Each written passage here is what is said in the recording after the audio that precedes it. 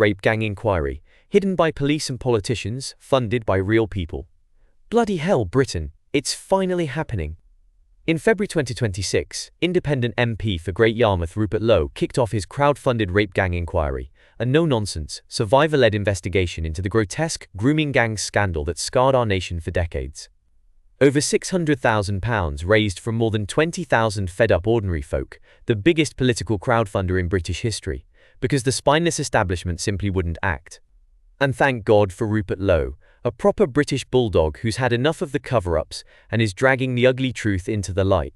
Let's be blunt, this should have been sorted years ago. Rotherham, Rochdale, Telford, Oldham, the list goes on and on.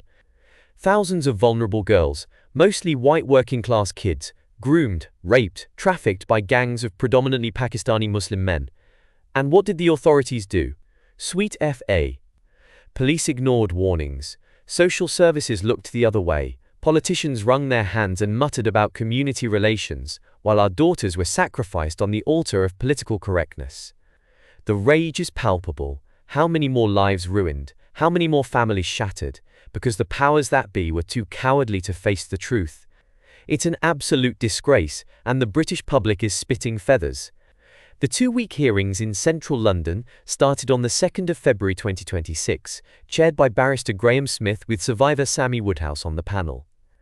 Day after day, the horrors pour out. Mothers and fathers breaking down as they recount how their daughters were handed back to abusers by police who couldn't be asked to investigate properly. Survivors describe rapes gangs of up to 20 men expecting white girls to be available like some twisted celebration perk.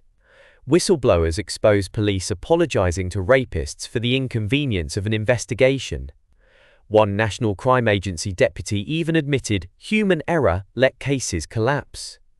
This isn't incompetence, it's corruption rotting from the top down. Rupert Lowe's opening words hit like a hammer. Today marks the beginning of something long overdue. Damn right it is. And thank heavens for a man with the guts to say it. The mainstream lot, BBC, Sky, Telegraph, Mail, Times, Sun, have gone suspiciously quiet. Not a peep about these bombshell hearings, yet they'd jump on any minor smear against Lowe in a heartbeat.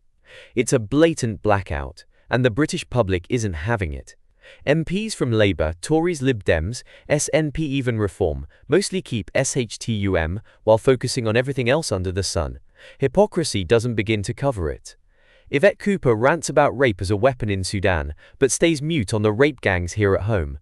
Natalie Fleet bangs on about Epstein victims while ignoring the Pakistani grooming gang still preying on British girls.